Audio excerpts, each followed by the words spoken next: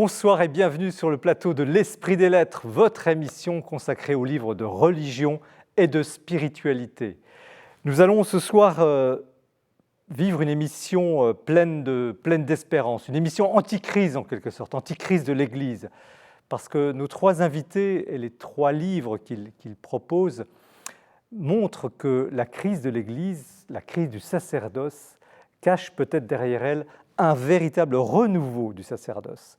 Pourquoi ? Parce que les prêtres, en tout cas ceux qui l'avaient perdu, retrouvent la vie, l'intériorité, la vie de prière, comme une clé de ce sacerdoce, comme une clé du renouveau de l'Église. Donc une émission extrêmement spirituelle avec des religieux, les trois invités sont des religieux que nous allons partager ensemble ce soir. François Boussillot, bonsoir. Bonsoir. Vous êtes un franciscain, supérieur du couvent de Lourdes, membre du conseil épiscopal du diocèse de Tarbes et de Lourdes. Vous êtes aussi un prédicateur qui anime des retraites, des formations. C'est d'ailleurs en prêchant l'une de ces retraites que vous avez eu l'idée de résumer cet enseignement dans un livre qui tombe pile dans l'actualité. Donc le titre « La vocation du prêtre face aux crises », sous-titre « La fidélité créatrice ». Donc c'est publié chez Nouvelle Cité.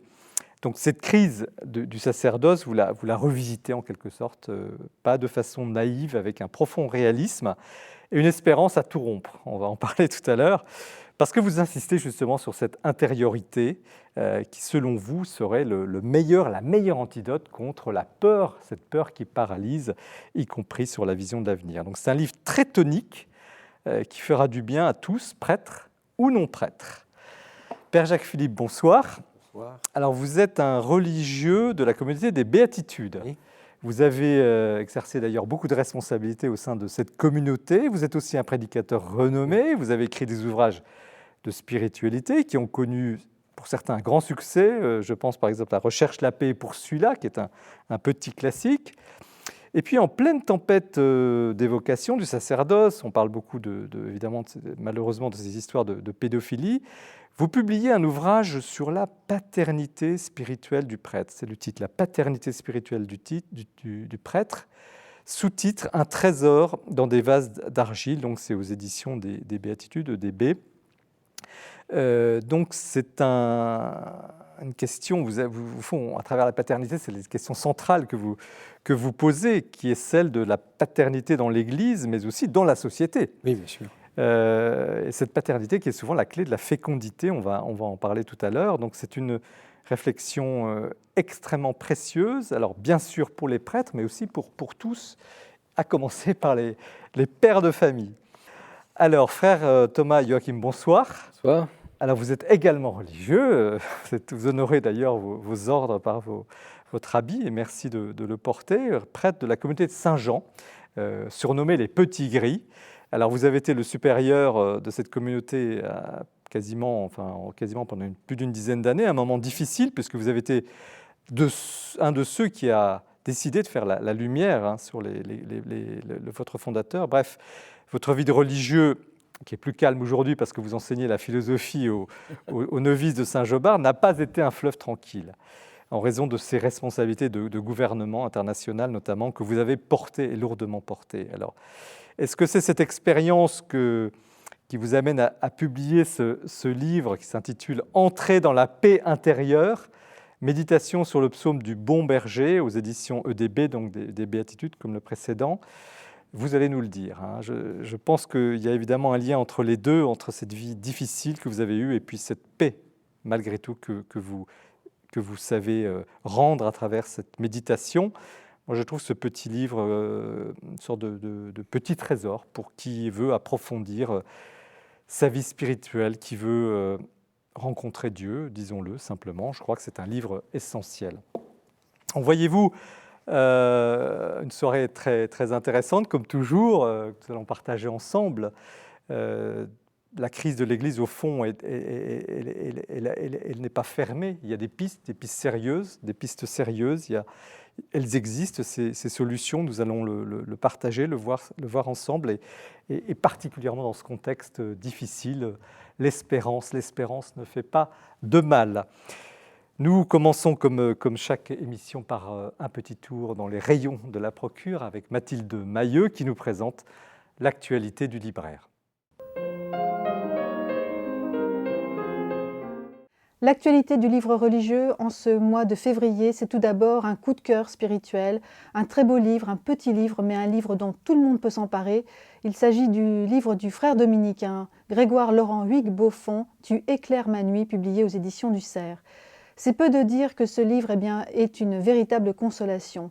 C'est un ouvrage qui est d'abord une véritable surprise, un ouvrage qui nous permet de comprendre que nous pouvons tous remonter à la lumière après un deuil, dans la détresse la plus profonde, dans la solitude qui s'empare souvent de nos vies.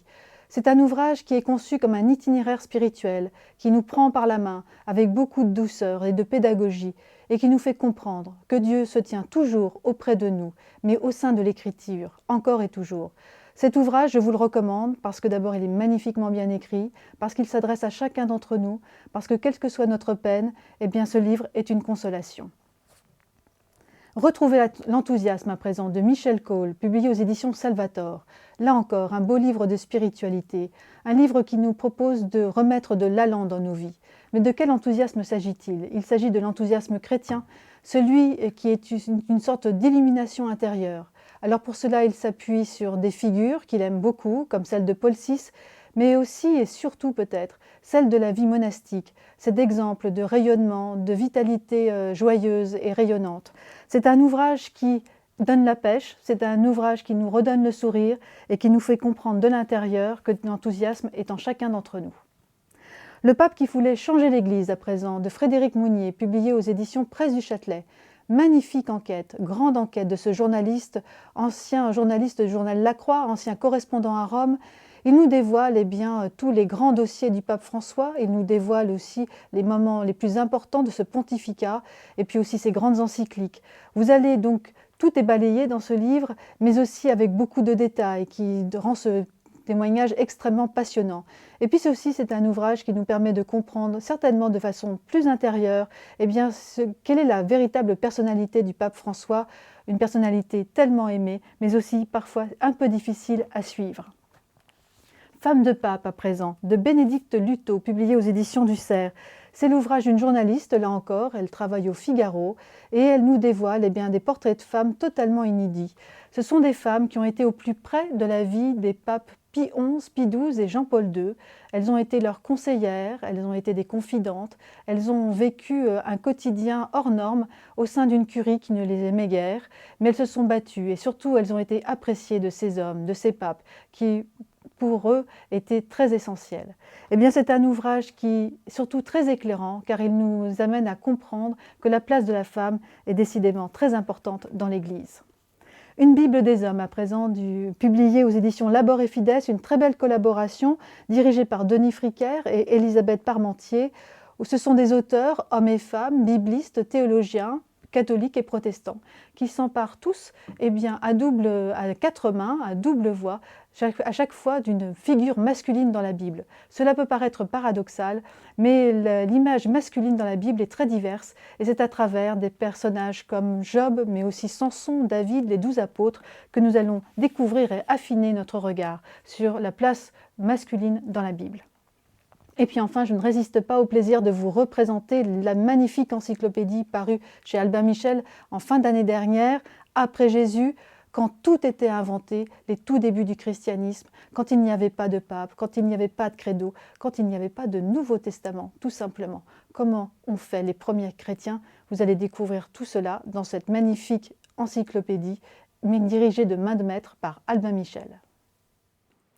Merci Mathilde pour cet éclairage sur l'actualité du libraire, à tous ces livres passionnants qui sortent chaque mois. Père François Bustillo, ou frère, comment doit-on vous appeler? Frère. En quelques mots, vous avez l'habit j'ai dit un franciscain, mais c'est peut-être pas aussi simple que ça. Alors, je suis franciscain conventuel. Alors, dans la famille franciscaine, il y a les franciscains tout court, les frères mineurs, il y a les capucins et les conventuels. On est trois familles. Mais tous dans l'esprit de Saint François d'Assise. Quand tu as une corde, il y a toujours l'esprit de Saint François d'Assise, et la tradition et la continuité. Alors, vous avez un léger accent, vous parlez très bien français. Italien, espagnol? Alors, je suis né à Navarre, mais du côté espagnol. Et j'ai fait mes études en Italie, à Padoue, et après, je continue ma formation à Toulouse. D'accord. À l'Institut catholique. Et aujourd'hui, je disais, vous êtes à Lourdes. Vous êtes à Lourdes. Et qu'est-ce que vos journées, quel est votre... Alors actuellement, je vis dans une communauté, donc on essaye d'aider, de soutenir et de faire vivre le sanctuaire, même si nous vivons un moment très particulier de calme. Le Covid a fait le vide, hein, donc ce n'est pas évident. Mais c'est comme un temps de Nazareth où nous préparons l'avenir pour accueillir les pèlerins et pour donner le meilleur de nous-mêmes. Alors pourquoi avez-vous écrit ce livre, donc La vocation du prêtre face aux crises? Qu'est-ce qui vous a poussé au fond à faire ce développement? Parce que on va y venir, hein, c'est un livre quand même assez articulé. Qu'est-ce qu'il y a derrière cet ouvrage? Au début, je n'avais pas l'intention d'écrire un livre sur les prêtres. C'est un peu risqué. Ils connaissent déjà tout, ils sont formés. Qu'est-ce qu'on va leur dire? Et après, on m'a invité à faire des retraites, à prêcher des retraites. Je me suis dit, peut-être que là, je dois dire peut-être pas quelque chose d'original, mais quelque chose d'efficace pour la vie des prêtres. Et je pensais de faire, comme on parle dans le monde culinaire, de révisiter, le tiramisu révisité. Je me suis dit, je vais révisiter l'ordination sacerdotale. C'est-à-dire aller à la racine, non pas révisiter pour changer, mais aller à la racine pour voir ce moment génétique qui a donné la force au prêtre. Parce que souvent, du prêtre, on voit l'action, la mission, on voit les fatigues, on voit peut-être les échecs, on voit les enthousiasmes, on voit le faire du prêtre. Mais ce qui nous manque, c'est de connaître l'être du prêtre. Il m'a semblé intéressant de commencer par le commencement et de revoir l'ordination sacerdotale. Alors justement, le livre, il est structuré, comme ça, vous prenez les paroles au fond de l'évêque, le dialogue entre l'évêque et l'ordinant. C'est ce qu'on dit, le séminariste qui va devenir prêtre à la fin de cette messe-là. Et le livre est structuré par ces interrogations que la communauté chrétienne pose à celui qui veut devenir prêtre. Oui, parce que je me suis dit, si on part des paroles, des gestes de l'ordination, on va revoir ces moments forts. Moi, je suis religieux. Tous les 29 novembre, nous, on revoit notre profession. On fait mémoire. Pourquoi le 29 novembre ? Parce que c'est le jour de l'anniversaire de l'approbation de la règle. Alors on s'est dit, pour les prêtres, il serait intéressant dans des temps de crise, de difficultés, où ils vivaient des combats, où ils vivaient des fatigues, ils vivaient des enthousiasmes, de revoir l'ordination sacerdotale. Un moment non pas de nostalgie, d'aller en arrière, mais un moment pour dire, j'ai vécu quelque chose de merveilleux, il est important que je puisse le dire, le revoir et le revivre. Quel est votre diagnostic? Parce que vous évoquez effectivement ces grandeurs, mais aussi ces difficultés. Et aujourd'hui, on a l'impression, en tout cas quand on regarde l'actualité, que l'Église souffre. En fait, quand on passe aux prêtres, souvent on va nous parler des prêtres et on nous donne les statistiques, des chiffres. Alors il y a peu de vocations, il y a beaucoup de difficultés, tout est sombre, et ils courent à droite à gauche, ils sont fatigués, ils sont toujours débordés, sur les grands termes, hein. Un prêtre est toujours débordé. Bon. Moi, je me dis, c'est vrai, ils travaillent, ils vivent leur combat, mais moi, je me dis, ils ont une vocation sublime. Nous avons une vocation sublime. Et souvent, on risque d'étouffer la beauté de la vocation parce qu'on voit les difficultés et parce qu'on voit les problèmes. Alors, moi, je pense qu'il est important de rééquilibrer et de se dire, mais d'accord, on a des difficultés, mais les familles ont des difficultés, les couples ont des difficultés. Dans la vie professionnelle, il y a des difficultés.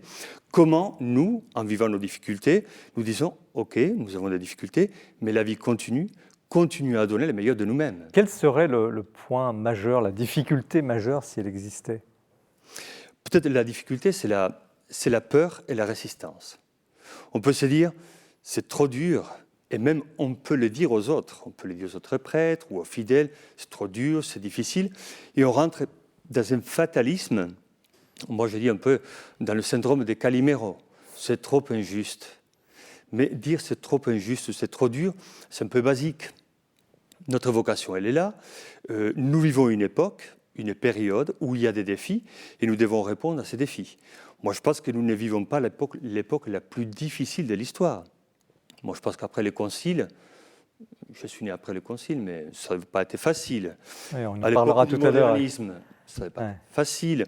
À l'époque de la loi de séparation des églises et de l'État, ce n'était pas facile.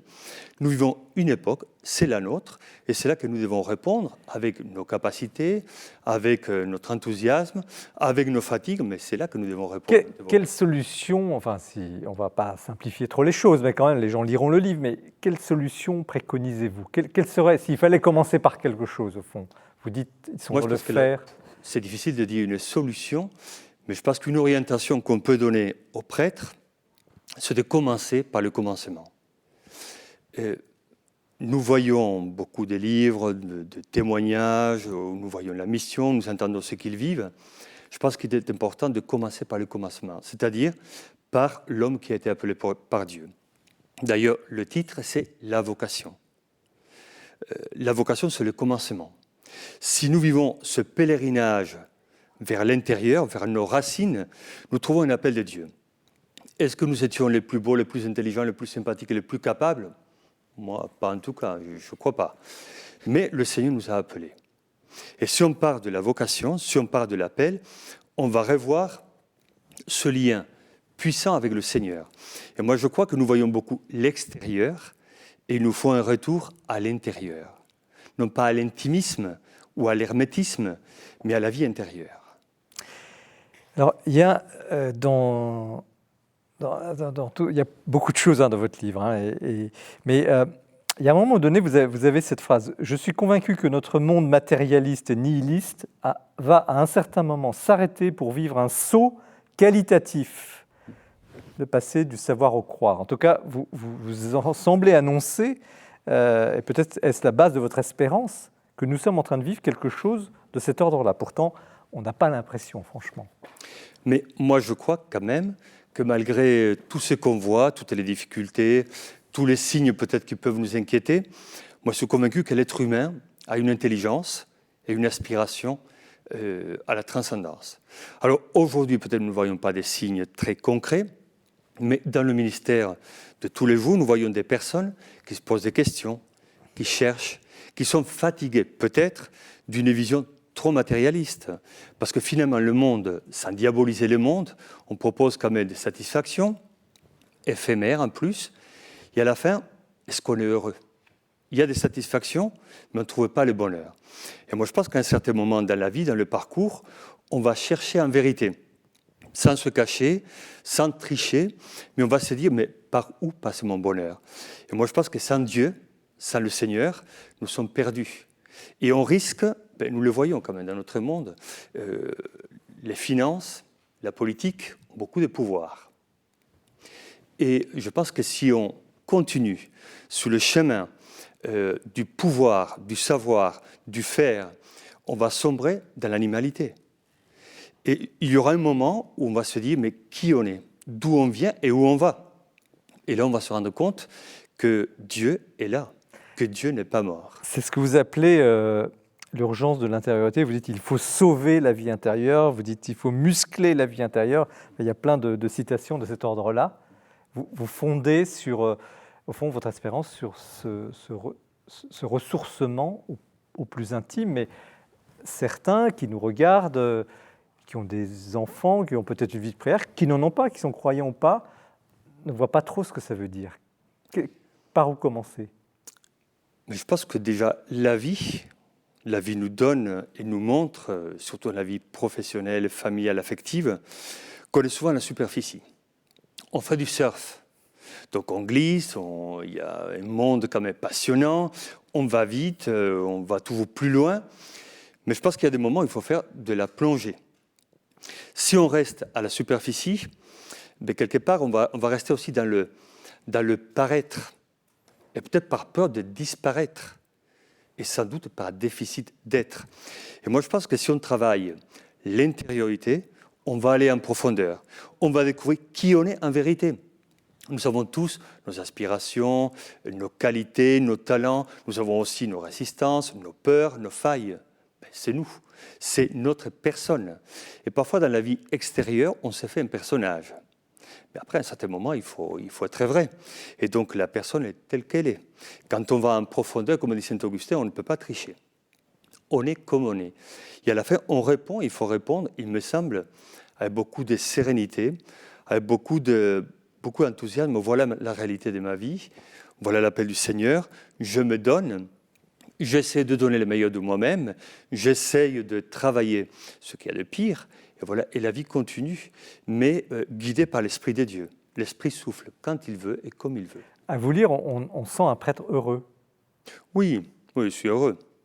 Tout n'est pas parfait, mais je suis heureux. Alors, il y a une question, vous dites être vrai et tout ça, puis on va écouter maintenant ce que nous diront les autres prêtres présents. C'est la question que beaucoup de gens se posent sur, allons-y, simplifions, sur la chasteté, la vie, la solitude, le célibat. C'est une question centrale aujourd'hui qui a été mise en cause par, évidemment, tous ces problèmes de scandale, mais en un mot, comment aborder ce sujet-là pour un prêtre ou quelqu'un qui se pose la question, la prêtrise d'ailleurs? Moi, je pense que, justement, on voit le prêtre comme un homme frustré, parce qu'il aimait mal ou il est mal aimé. Et finalement, je pense qu'il est important, justement, si on part de l'intériorité, si on part du cœur, le prêtre doit trouver le sens de sa vie et la chaleur en Dieu, à la paternité de Dieu. On le verra tout à l'heure. Mais si on part du cœur, on trouve la chaleur. Alors, quand on parle de chasteté, ce n'est pas une imposition. Ce n'est pas une imposition contre notre volonté et notre liberté. C'est notre choix. C'est notre choix de vie. Et c'est pour ça que malgré les scandales, je pense qu'il faut voir le côté positif et constructif d'une vie donnée. D'une vie amoureuse, mais donnée. Dans la chasteté, bien sûr. Quand on passe au scandale, beaucoup de gens disent il faut marier les prêtres parce qu'il y a des problèmes. Moi, je pense qu'au contraire, il faut revoir notre choix, notre vie affective, notre liberté. Et c'est là qu'il faut travailler, comme je l'ai dit dans le livre, le domaine de l'innocence. Voilà, la capacité de ne pas nuire, de faire le bien. Des prêtres ont fait le mal, ont fait du mal, essayons de faire le bien. Donnons le meilleur de nous-mêmes. Alors, les autres prêtres qui sont sur le plateau, comment vous avez trouvé ce livre et ce que défend le père Boussillot? Moi, ce que j'ai trouvé, je n'ai pas pu lire le livre en entier, mais j'ai pioché un petit peu. J'ai trouvé quand même qu'il y a une belle espérance. Et ça, ça me fait plaisir, et puis je vous rejoins tout à fait.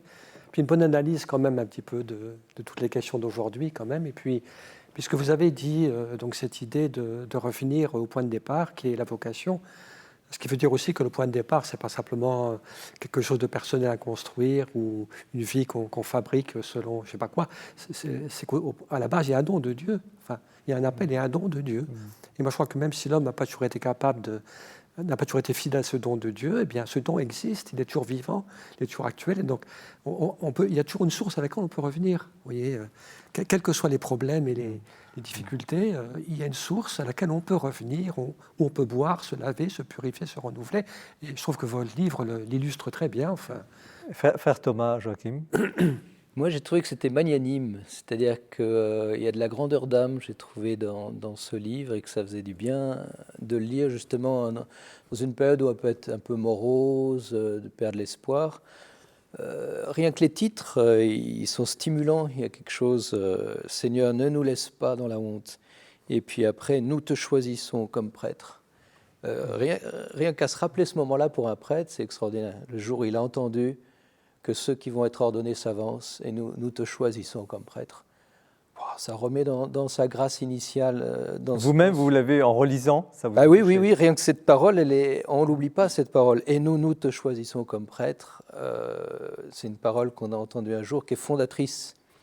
Et c'est ça que j'ai bien aimé dans ce livre. On a un retour à des choses très, très fondatrices et qui redonnent du souffle. Moi, j'ai noté alors là, ce n'est pas un prêtre, c'est Nelson Mandela. Mais c'est vrai que c'est très vigoureux, ça, son discours d'investiture. Vous restreindre, vivre petit, ne rend pas service au monde. En vous libérant de votre propre peur, votre présence libère automatiquement les autres.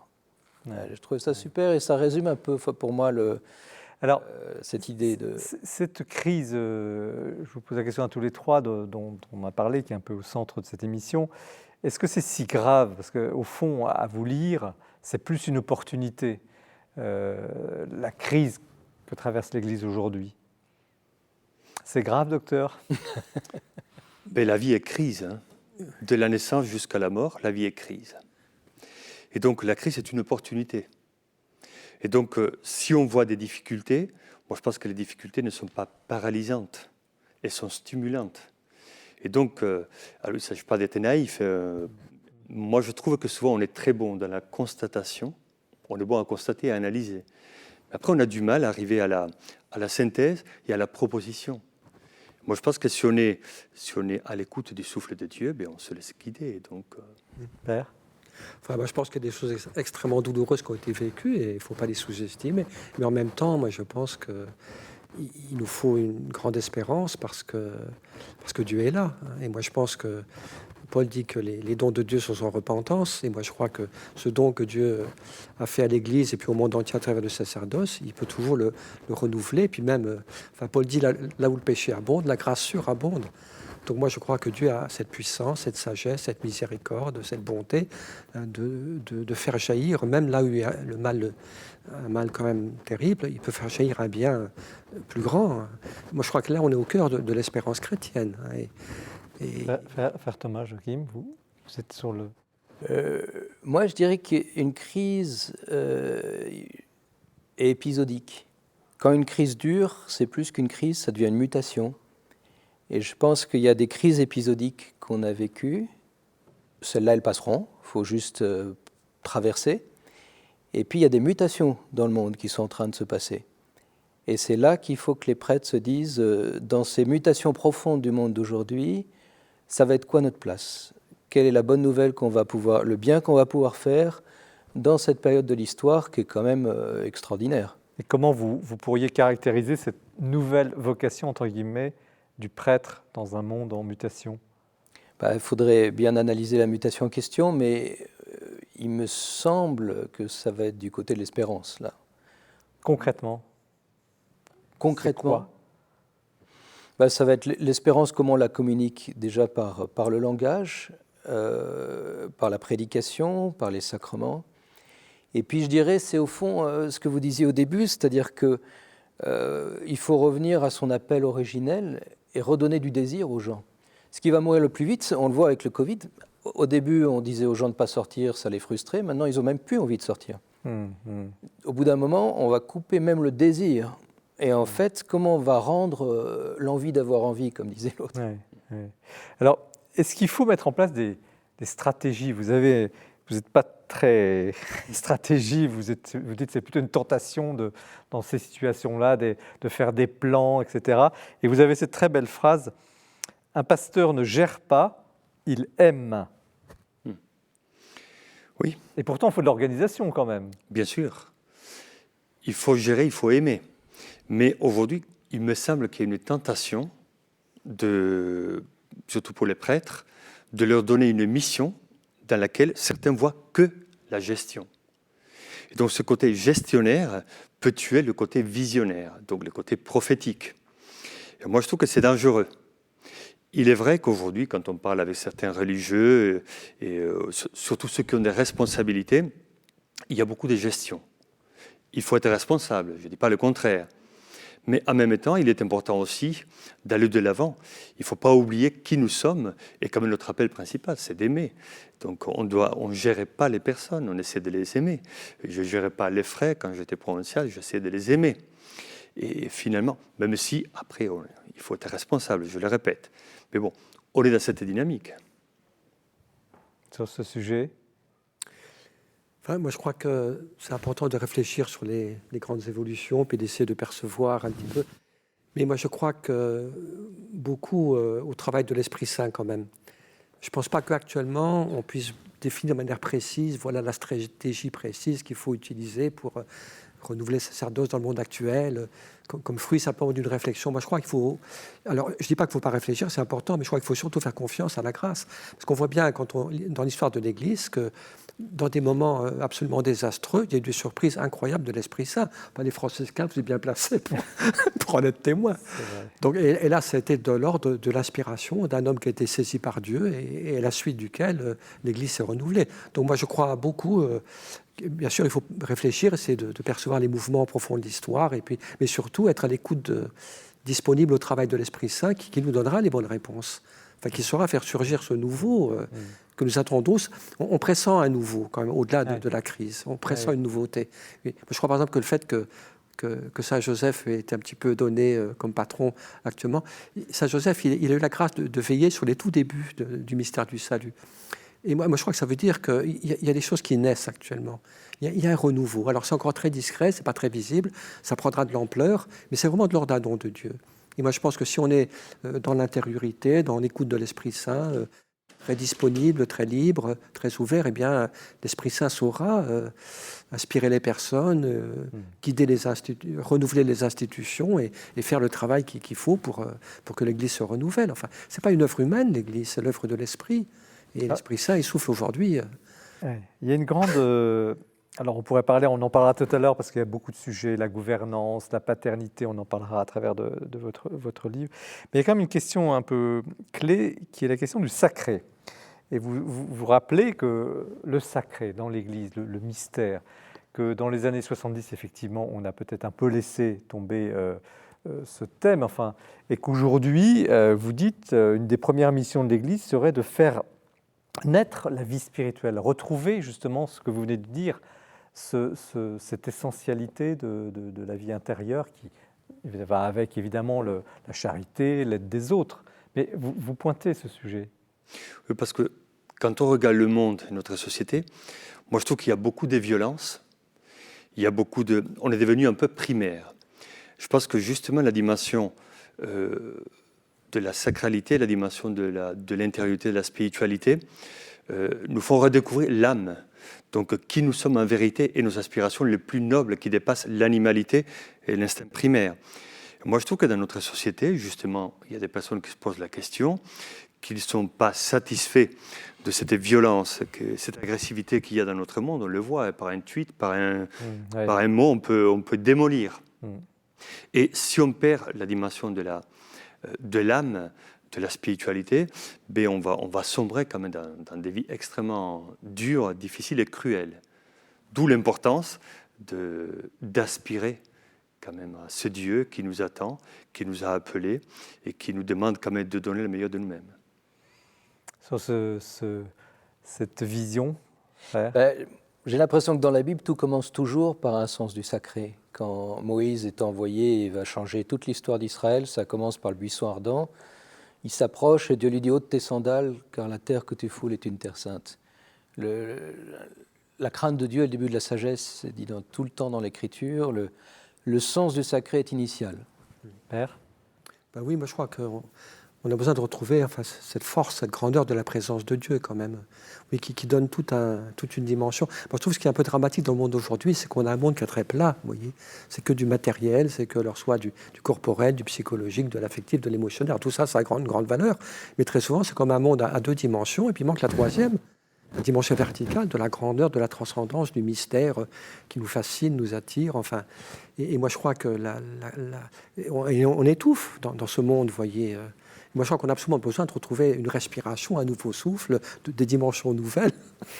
En tout cas, je pense que cette dimension verticale, on peut prendre le mot sacré ou d'autres mots pour l'exprimer, ou transcendance, l'homme en a un besoin absolu. Sinon, il s'aplatit comme un soufflet qui se dégonfle. En tout cas, ce livre redonne beaucoup de souffle, Père François Bussillot. La vocation du prêtre face aux crises, la fidélité créatrice.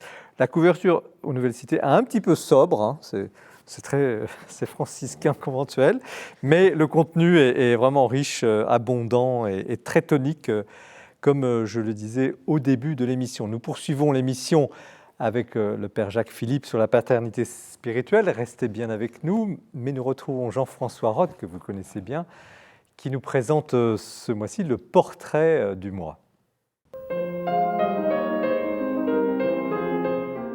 Le mois dernier, nous avons évoqué un des plus grands théologiens du siècle passé, le dominicain Yves Congar, et je voudrais vous parler maintenant d'un théologien d'aujourd'hui, le jésuite Michel Fédoux, qui est professeur au Centre Sèvres à Paris. Encore un théologien, me direz-vous, mais j'insiste, le théologien ne s'adresse pas qu'aux spécialistes ou même aux intellectuels. En fait, il s'adresse à tous ceux qui veulent un peu approfondir leur foi. La foi du charbonnier, bien sûr, est tout à fait respectable, mais quand on n'est pas un charbonnier, il faut bien réfléchir un peu. Je prends par exemple ce petit livre, Les dogmes, dans la collection Que penser de, une sorte de que sais-je dans le domaine religieux. Non seulement Michel Fédoux nous dit ce qu'est un dogme et quelle est sa fonction, mais il parcourt tous les grands dogmes de l'Église et en 3 ou 4 pages, il en donne une formulation très claire, très éclairante. Et en plus, ça fournit un canevas idéal pour la transmission. Prenez par exemple les 3 ou 4 pages consacrées au péché originel, vous verrez, c'est formidable. Donc, dans le même sens, on peut aussi citer le sens du credo aujourd'hui. Michel Fédoux a fait simplement la direction de l'ouvrage, qui est un ouvrage collectif, une série donc de conférences très pédagogiques qui expliquent les articles du credo. Là aussi, franchement, ça s'adresse à tous et on ne perd pas son temps en prenant ce genre d'ouvrage. 2 grandes œuvres maintenant. La littérature grecque d'Homère à Platon. Michel Fédoux est aussi agrégé de lettres classiques. Là, il fait un parcours complet de toute la littérature grecque, l'épopée, la poésie, la tragédie, la philosophie, en théologien de la culture, qui s'intéresse au fait que les Grecs, par leur conception de divin, de l'humain, eh bien, préparent comme des semences d'évangile la révélation. Et puis aussi Jésus-Christ au fil des siècles, qui reprend tout ce que l'intelligence humaine a créé au fil des ans pour définir l'identité de Jésus. Depuis les premières controverses anciennes jusqu'aux théologiens d'aujourd'hui. Vraiment une synthèse magistrale.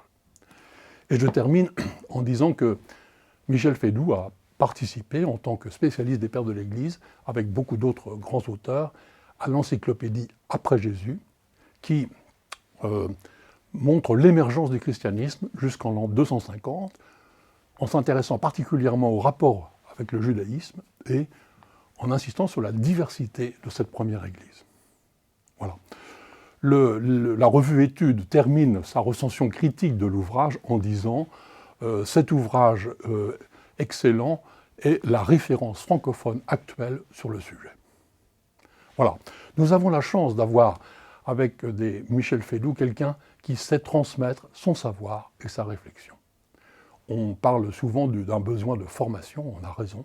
Eh bien alors profitons peut-être de ce temps pour se mettre à l'écart, au fond de sa maison, et dans le secret, lire quelques bons livres. Merci Jean-François pour ce portrait. Nous poursuivons cette émission avec le père Jacques Philippe et son livre « La paternité spirituelle du prêtre », un trésor dans des vases d'argile. C'est aux éditions EDB, les éditions des Béatitudes. Alors père, alors vous avez un habit un peu caractéristique. Situez-nous un peu qui vous êtes, ce que vous faites. Donc je suis membre de la communauté des Béatitudes depuis presque 45 ans. Et bon, j'ai fait pas mal de choses dans la communauté. J'ai vécu dans aussi différents pays, mais actuellement, ma mission principale, c'est la prédication de retraite. Donc je voyage beaucoup, enfin, pas en ce moment parce que évidemment, mais normalement je voyage beaucoup dans pas mal de pays. Et puis je fais aussi pas mal d'écriture, d'interviews. Vous êtes dans une communauté particulière aujourd'hui ? Oui, là je suis dans une toute petite fraternité de la communauté des Béatitudes où en fait je vis un petit peu à part dans un ermitage. Enfin, j'ai pas une vie de solitude à plein temps parce que c'est pas mon appel, mais ça me permet quand même d'avoir un petit peu un temps de calme, de recueillement entre des voyages, et puis aussi de pouvoir donc écrire, recevoir pour l'accompagnement spirituel aussi. Alors l'écriture, ce livre, d'ailleurs pourquoi au fond ce titre ? Parce que vous auriez pu angler, comme on dit, autrement un livre sur les prêtres. Vous avez choisi la paternité spirituelle. Oui, parce que je crois que c'est un aspect important du sacerdoce. Le but de ce livre, c'est surtout d'encourager des prêtres, je disais. Puis peut-être pas seulement les prêtres, aussi toutes les personnes qui ont exercé une paternité dans la famille, dans l'éducation. Ce qui est un rôle qui est à la fois difficile et très délicat, on le voit bien, mais en même temps qui est absolument vital. Ouais. D'ailleurs, je le dis et je vous interromps, je redis ce que j'ai dit tout à l'heure, hein, ce livre vraiment, même pour des pères, des pères ou des grands-pères, vraiment très, très, très concret. Ce n'est pas un livre pour des prêtres seulement. Je vous ai interrompu. Pardon. Oui, bien sûr. Même si mon désir au point de départ, c'était surtout d'aider les prêtres. Parce que c'est vrai qu'ils vivent dans des temps difficiles, on les suspecte de toutes les abominations possibles. Et je pense qu'une parole qui peut les aider, les encourager à croire vraiment dans la grâce qui repose sur eux, ça me paraît être une chose belle. Et je pense que justement, quand un prêtre qui a été appelé par Dieu, qui a reçu ce don du sacerdoce, et essaye de répondre fidèlement à ce don du sacerdoce, dans la générosité dans sa mission, dans la fidélité à la prière, moi, je pense qu'il peut développer peu à peu une grâce de paternité. Enfin, il doit d'abord être un bon berger, hein, c'est je dirais la terminologie la plus habituelle pour le rôle du prêtre, être le bon berger, le pasteur qui donne sa vie pour ses brebis, qui en prend soin, mais je pense qu'il y a aussi une grâce de paternité qui peut se développer. On le voit d'ailleurs dans beaucoup de prêtres, dans l'histoire de l'Église, aujourd'hui encore. D'accord. Je pense que vous avez cette phrase qui est ça rejoint un peu ce qu'on disait tout à l'heure au début de l'émission. Je voudrais savoir ce que vous voulez dire vraiment. Je vous cite. Je crois cependant que le Seigneur prépare un renouveau du sacerdoce. Vous employez ce mot, renouveau du sacerdoce, et que toutes les récentes révélations douloureuses au sujet du péché de certains prêtres, si elles sont l'invitation à une purification et à un renouveau en profondeur du sacerdoce, sont aussi les prémices d'une œuvre du Saint-Esprit. Donc, vous voyez venir quelque chose, vous l'avez dit un peu tout à l'heure. Oui, je pense. Enfin, et la raison profonde, je dirais, c'est pas d'abord des raisons sociologiques, mais c'est la confiance dans le Seigneur. Je crois que Dieu ne peut pas abandonner son Église. Et je pense que le sacerdoce, il doit être renouvelé, purifié, peut-être vécu autrement, enfin, éviter tout ce qui est autoritarisme ou paternaliste, mais je pense que le sacerdoce fait quand même partie des dons essentiels que le Christ a fait l'Église, à travers le rôle du prêtre, l'annonce de la parole, les sacrements, son rôle dans des communautés chrétiennes. Enfin, il a quand même un rôle essentiel à jouer. Et en particulier, je dirais, dans cette dimension de la paternité, parce que je crois que la paternité, c'est cette présence qui est à la fois très, très douce, très respectueuse de l'autre, mais avec une certaine force dans la parole qui est exprimée et qui permet à l'autre de trouver son identité profonde, d'avoir l'audace d'être lui-même. Je crois que c'est un peu ça le rôle principal du père, c'est qu'il ne fabrique pas son enfant, il ne le programme pas évidemment, il l'accueille et puis il se met au service de la personnalité unique de l'enfant, mais il donne à l'enfant cette audace de devenir lui-même. Vous dites d'ailleurs que sans père, qu'il soit d'ailleurs spirituel ou charnel, la personne est en quelque sorte condamnée à réussir sa vie. Ce qui peut être la pire des choses, écrivez-vous, c'est mettre un poids trop lourd sur les épaules de l'homme. Et que justement le père encourage, dit oui, non. C'est ça. Puis là, ce que vous venez de dire, c'est un peu dans un petit passage où justement je développe les côtés un peu dramatiques de la carence de paternité, c'est que je développe que là où il n'y a pas de paternité non plus, il n'y a pas de miséricorde. Parce que le père, dans l'Évangile, c'est aussi le père de l'enfant prodigue.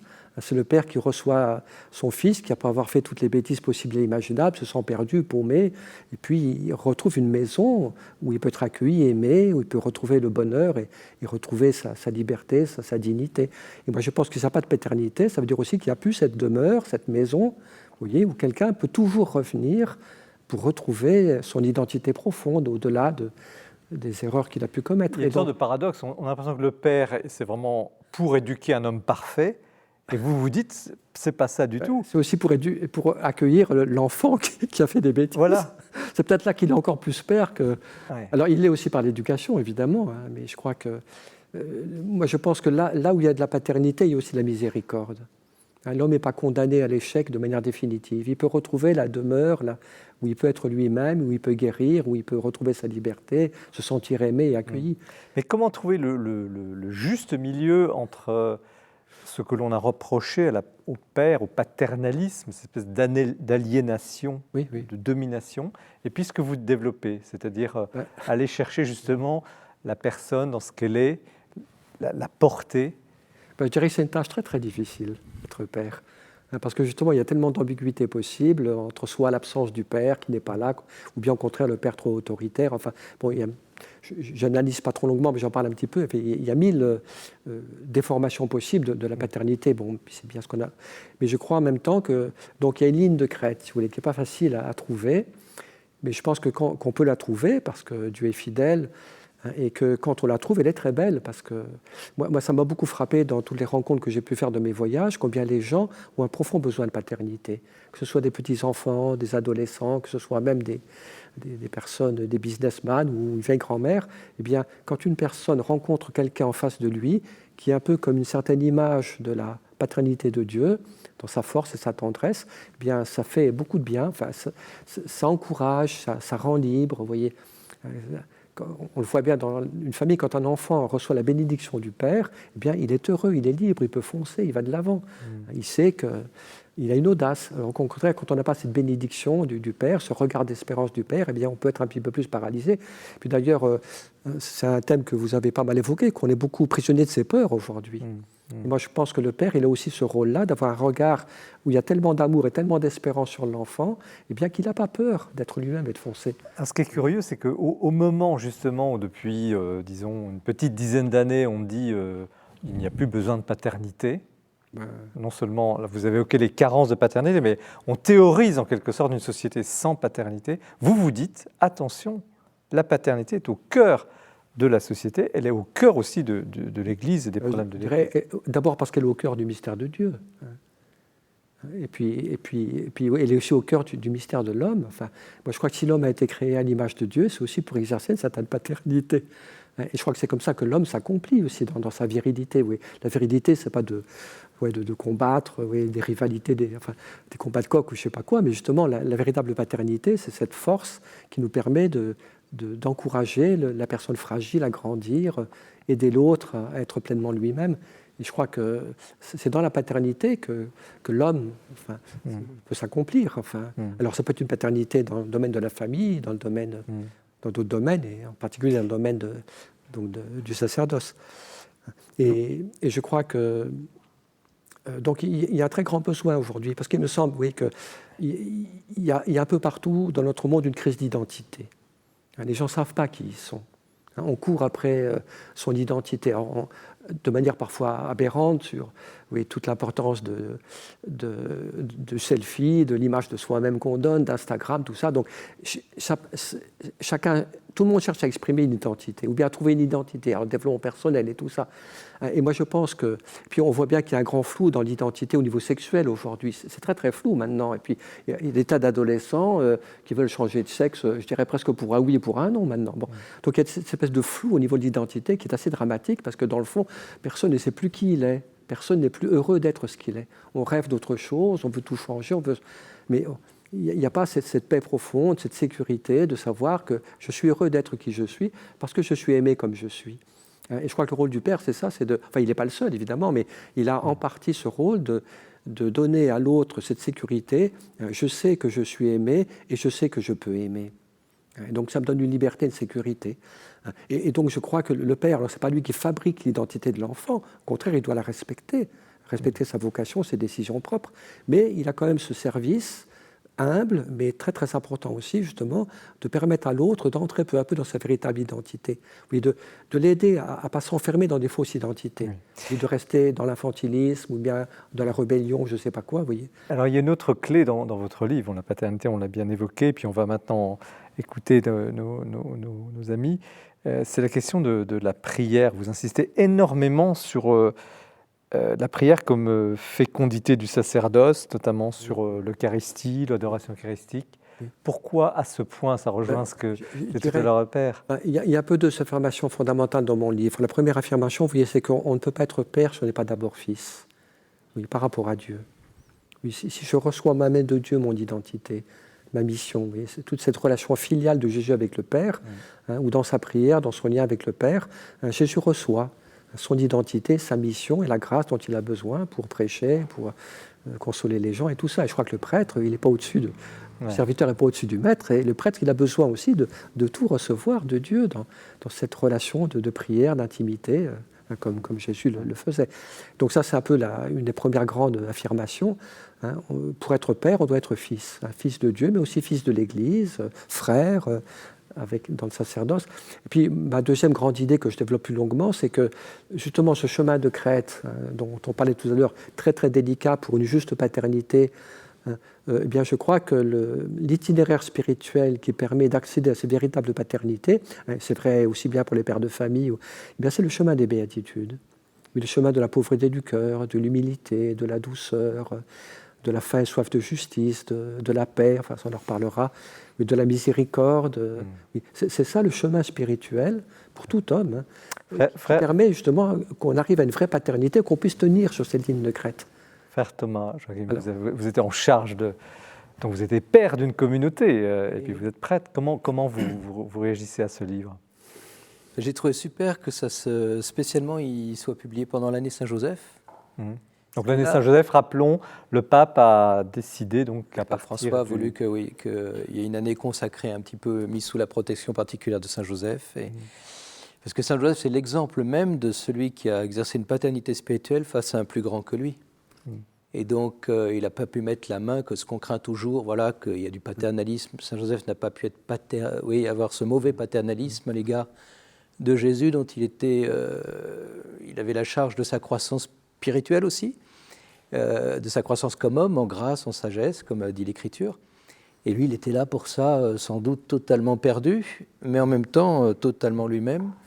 Et je trouve que ça va très bien avec cette année, comme image de la paternité spirituelle. Voilà. Père François Bustillo. Moi, je trouve que le sujet est opportun et audacieux.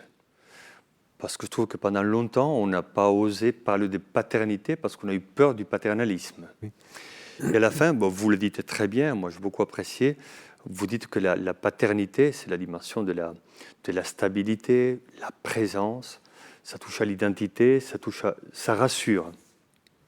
Et moi je trouve que nous vivons une période où on a besoin, même les prêtres, parfois on peut oublier, on fait des choses, on fait des sacrements, on fait des réunions, etc.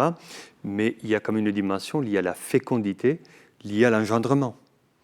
Et ça, je trouve que c'est très beau de pouvoir le souligner et de voir tout ce qui est positif dans la paternité du prêtre. Il y a une question qui n'est pas souvent abordée comme ça. Vous parlez de la fatigue du sacerdoce. Vous dites, au fond, ça rejoint un peu ce qu'on disait tout à l'heure, on ne peut pas durer sans la prière, etc. Mais vous ne cachez pas que, d'ailleurs, vous dites, un jeune prêtre, ça ira bien, etc., les premières années, mais regardons au bout de 10 ou 20 ans, si ce prêtre n'est pas inscrit dans la prière, voilà, il y a quelque chose qui se passe. Alors, cette fatigue du sacerdoce, je prends peut-être le côté un petit peu négatif, excusez-moi, mais quand même, les gens voient beaucoup de prêtres, vous l'avez dit très bien, des prêtres surchargés, débordés. Comment en est-on arrivé là ? Qu'est-ce qui se passe avec, est-ce qu'on ne demande pas trop au fond, prêtre ? Parce que là, vous êtes des hommes sages, des hommes de prière, on sent c'est ça fait du bien, et merci. Mais on voit souvent des prêtres suractifs et on n'a pas justement goûter Dieu comme vous nous le faites partager ce soir. Je crois que c'est une question qui est complexe parce que je dirais qu'il y a tout un contexte de vie, tout ça, qui parfois peut être assez lourd à porter, mais bon, puis je dirais qu'il y a aussi parfois une fatigue qui est bonne parce que quand on a bien travaillé, on est fatigué, mais en même temps, on est quand même heureux de... il y a des soirs où on est très fatigué, on est épuisé, on dit je suis quand même content parce que j'ai pas vécu pour moi aujourd'hui, j'ai vécu pour les autres. Ma fatigue en est le signe, c'est le signe que je ne m'appartiens pas, que j'appartiens aux autres. Alors ceci dit, il y a aussi une mauvaise fatigue, c'est un peu le découragement, la lassitude, le manque d'espérance, la perte d'enthousiasme, alors ça évidemment. Et moi je pense que par rapport à cette mauvaise fatigue, je dirais une chose qui me paraît essentielle, c'est donc que le prêtre sache trouver un peu les soutiens, les encouragements qui lui permettent de durer dans le temps. Alors le premier étant évidemment la prière. Moi je crois que la prière c'est notre lieu de repos principal quand même. Le psaume dit en Dieu seul le repos pour mon âme. Et je crois que même si notre prière est pauvre, du moment qu'elle est fidèle, qu'elle est humble, qu'on se tient en présence de Dieu, eh bien le Seigneur nous accueille dans ses bras de Père. Vous voyez, prier, c'est d'abord ça, c'est pas inventer des belles formules, c'est se reposer dans les bras de son Père comme un petit enfant, vous voyez. Puis l'Eucharistie aussi, moi je crois que chaque messe, quand même, on chante bien, il y a quelque chose qui se renouvelle en nous. Vous voyez, on est quand même toujours un peu mieux après la messe qu'avant. Vous ressentez les mêmes choses sur cette question de la fatigue et Oui, la fatigue, bon, Thérèse d'Avila, je pense à elle, elle disait « Je suis passé d'avoir une âme fatiguée à une âme passionnée » lors de sa conversion, à l'intérieur de la famille. Mais effectivement, je pense qu'on peut vivre des fatigues dans le sacerdoce, mais en même temps, Jésus l'a dit « Venez à l'écart, reposez-vous ». Se reposer, ce n'est pas un repos bouddhique, hein, je veux dire le farniente, hein, c'est se poser autrement.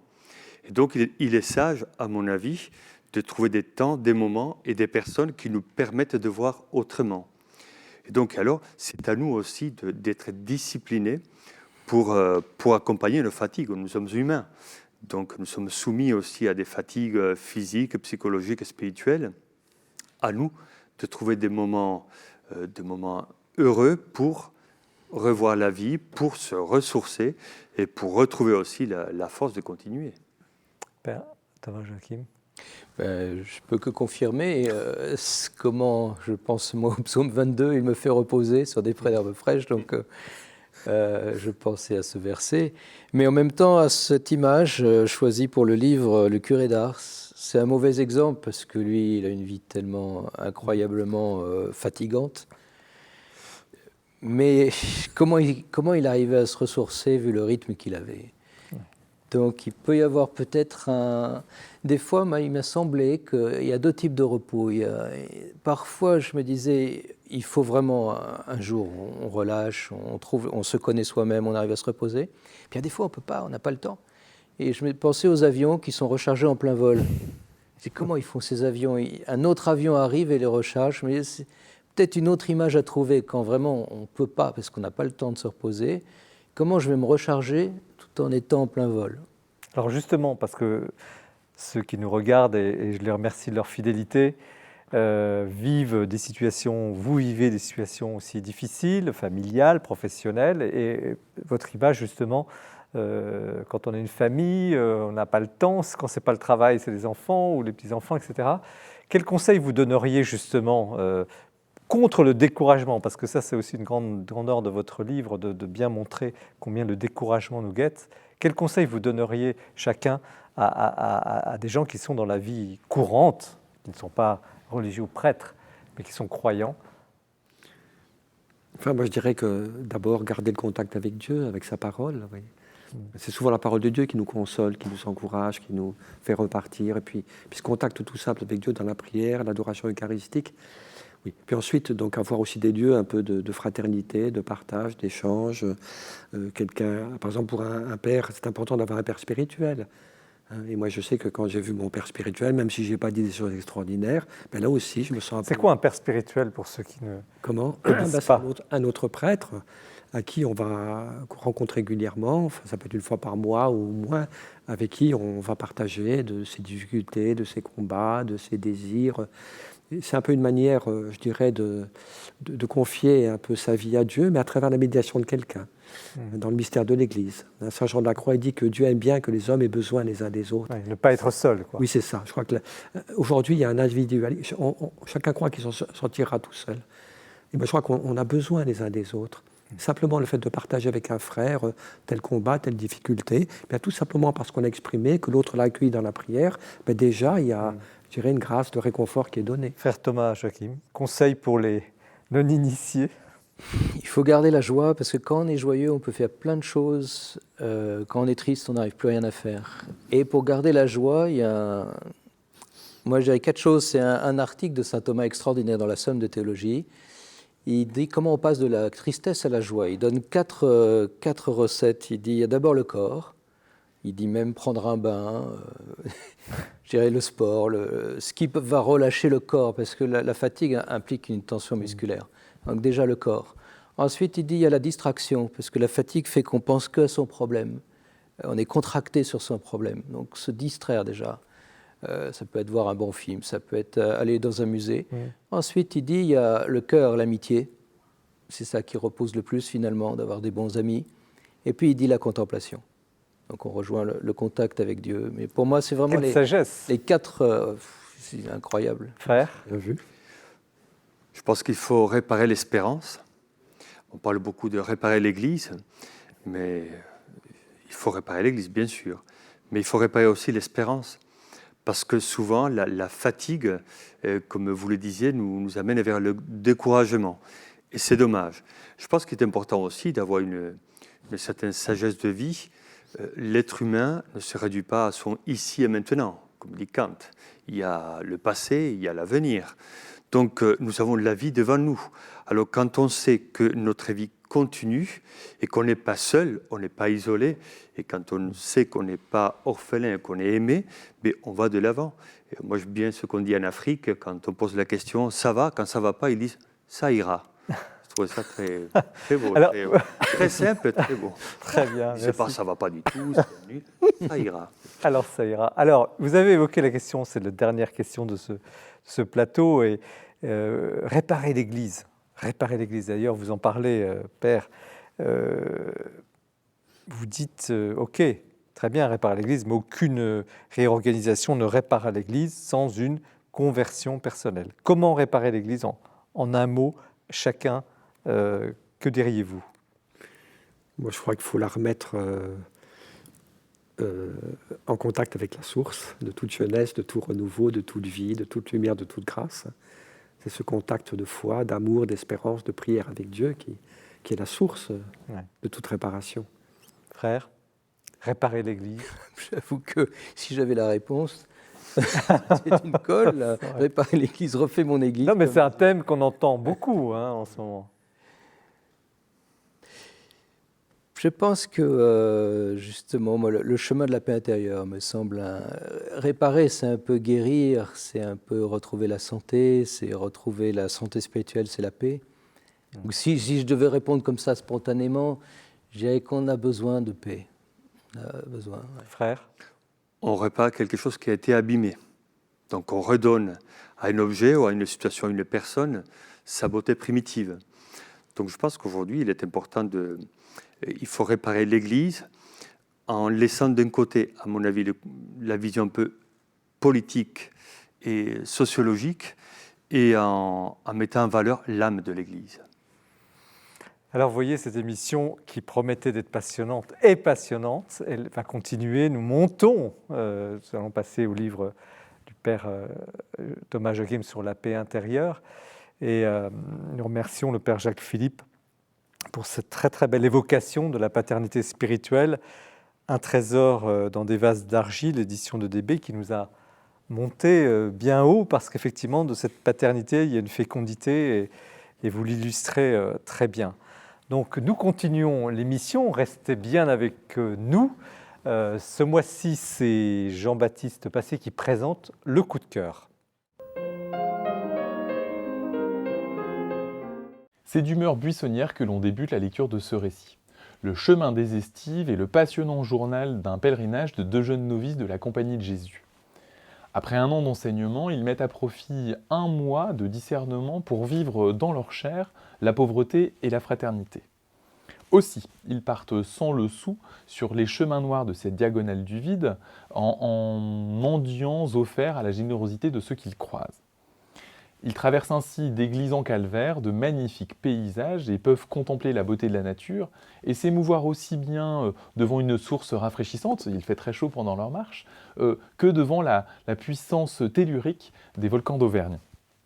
Mais au-delà de ce dur chemin qui met à rude épreuve leur force physique, ce pèlerinage est précisément un combat spirituel. Car c'est bien de cela dont il s'agit, à la fois à travers les questions qui les accompagnent pendant leur marche, que à travers les nombreuses et touchantes rencontres qui viennent émailler leur chemin. Heureusement, la lecture de l'imitation de Jésus-Christ renforce l'allure. et les figures à la fois édifiantes et inspirantes de Charles de Foucault et d'Arthur Rimbaud, qui sont très présents dans le livre, guident les pas de nos deux pèlerins vers Notre-Dame-des-Neiges, qui est à la fois le lieu où Charles de Foucault est rentré dans les ordres, et également la dernière étape de ce périple qui donne envie à la fois d'enfiler son sac à dos, de prendre son chapelet et surtout de partir marcher. Merci beaucoup Jean-Baptiste Passé pour cette évocation, ce coup de cœur. Nous poursuivons l'émission avec le livre du frère Thomas Joachim, Entrer dans la paix intérieure, méditation sur le psaume du bon pasteur. C'est aux éditions EDB, donc l'édition des Béatitudes. Une très jolie couverture où l'on voit effectivement le Christ qui porte un agneau. Donc frère, quel est un petit mot sur vous? Alors vous aussi, vous avez aussi un habit de religieux. Je dis que vous étiez un peu tigris tout à l'heure. Voilà, je suis frère de Saint-Jean depuis 1988. Et donc aujourd'hui, après avoir occupé des charges éminentes, vous êtes supérieur de cette communauté. Eh bien, je suis professeur de philosophie à Saint-Jaudard, qui est notre maison de formation pour les jeunes frères. Saint-Jaudard, c'est dans le... C'est dans la Loire. Dans la Loire. Ouais. Et vous êtes modeste, mais vous êtes quand même docteur en philosophie. Voilà, oui. Bon. Alors, pourquoi ce livre, ce petit livre sur le psaume du bon berger? Quelle est l'histoire secrète de ce livre? Alors, l'histoire, c'est... En fait, le thème de la paix, moi, m'habite depuis toujours. Je ne sais pas si je suis né avec, mais en tout cas, je me souviens que dès l'âge de 12 ans, j'étais tombé sur les propos sur le bonheur d'Alain dans la bibliothèque de mon papa. Après, je me suis mis à lire le Tao Te Ching de Lao Tse. Et puis, donc, le thème de la paix m'a toujours habité. Et puis, ces dernières années, ça a été un peu rock'n'roll dans la communauté Saint-Jean. Et donc, j'ai dû chercher davantage. J'ai découvert des zones d'angoisse dont je n'avais même pas idée. Et donc, j'ai dû chercher beaucoup comment trouver la paix. Ah oui. En votre intérieur. Donc. Dans ma vie intérieure. C'est voilà. un livre qui vient de loin. Donc. Voilà, qui m'habite depuis longtemps et puis qui les circonstances m'ont obligé à aller plus loin. Et j'avais besoin en fait de synthétiser tout ça, d'autant qu'on rencontre plein de personnes qui sont dans l'anxiété, l'angoisse, la culpabilité, l'oppression, le stress. Et donc j'avais envie de faire un peu de bien en synthétisant ce que moi-même je croyais avoir compris. Et puis surtout de me mettre au service de ce psaume, en fait, qui de lui-même est un effet... c'est presque un anxiolytique, ce psaume. Alors, ce psaume 23, vous pouvez nous le lire ou le réciter, peut-être le lire On va le lire pour éviter. Voilà. Alors, ces psaumes, 22 ou 23, selon les différentes numérotations bibliques. Tout le monde le connaît, mais c'est bien de le rappeler. C'est un des psaumes les plus populaires. Il y a même Olivier Giraud qui a « Le Seigneur est mon berger » sur son bras. Il y a Patti Smith, Pink Floyd qui l'ont mis en chanson. Donc c'est un psaume qui est aimé par tout le monde. « Le Seigneur est mon berger, je ne manque de rien. Sur des prés d'herbes fraîches, il me fait reposer. Il me mène vers les eaux tranquilles et me fait revivre. Il me conduit par de justes chemins pour l'honneur de son nom. Si je traverse les ravins de la mort, je ne crains aucun mal, car tu es avec moi. Ton bâton me guide et me rassure. Tu prépares la table pour moi devant mes ennemis. Tu répands le parfum sur ma tête, ma coupe est débordante. Grâce et bonheur m'accompagneront tous les jours de ma vie. J'habiterai la maison du Seigneur pour la durée de mes jours. » Et rien qu'à le lire, il y a quelque chose qui est paisible. Henri Bergson disait que de tous les livres qu'il avait lus, aucun ne lui avait donné autant de paix que le psaume 22 ou 23. Pour ceux qui ne connaissent pas bien l'univers de la Bible, qu'est-ce que c'est que les psaumes? Les psaumes, c'est des louanges. C'est ce que veut dire le mot, en fait. C'est des louanges inspirées par Dieu lui-même et qui correspondent dans la Bible à tout de même qu'il y a le livre de la Genèse, il y a le livre de l'Exode, il y a le livre des psaumes qui compte 150 psaumes. Et qui les a composés? Oh, ça c'est difficile. On ne sait pas toujours historiquement. Ils sont souvent attribués à David. David, donc, qui veut dire d'ailleurs le bien-aimé. Celui-là est psaume de David, et que si on le traduisait littéralement, ça voudrait dire louange du bien-aimé. Comment vous avez travaillé, parce que c'est quand même parfois, c'est très lisible, hein, mais c'est quand même un livre parfois un peu technique sur les traductions, c'est de l'exégèse aussi que vous rendez accessible à tous, mais vous avez travaillé sur quelle langue, quelles origines de ce texte? Alors j'essaie de retrouver le texte en hébreu, donc on appelle ça le texte massorétique, et justement là je donne la traduction qui est la traduction liturgique, qui est très belle et habituelle, mais dès qu'on retourne à l'hébreu, on va trouver plein on va goûter les mots de nouvelles manières, et c'est ça que j'essaie de faire en fait, d'aller chercher dans les racines des mots de nouvelles manières, des nouvelles harmoniques, de nouvelles manières de goûter ce psaume. Quel est au fond l'essentiel du message que véhicule ce psaume? En janvier, j'étais à Pellevoisin, et si je l'avais su avant, à Pellevoisin, j'ai réalisé quelque chose. Pellevoisin, c'est un des lieux où Marie est apparue, et on résume... c'est près d'où, Pellevoisin? C'est près de Tours. On résume au Châteauroux, voilà. On résume les apparitions de Marie autour de 3 mots: calme, courage, confiance. C'est ça qu'elle a dit à Estelle.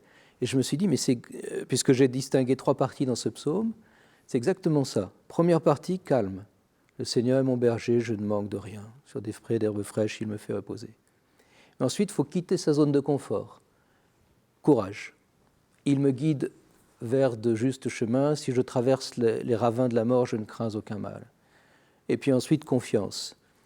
Grâce et bonheur me poursuivront tous les jours de ma vie. J'habiterai la maison du Seigneur en la longueur des jours.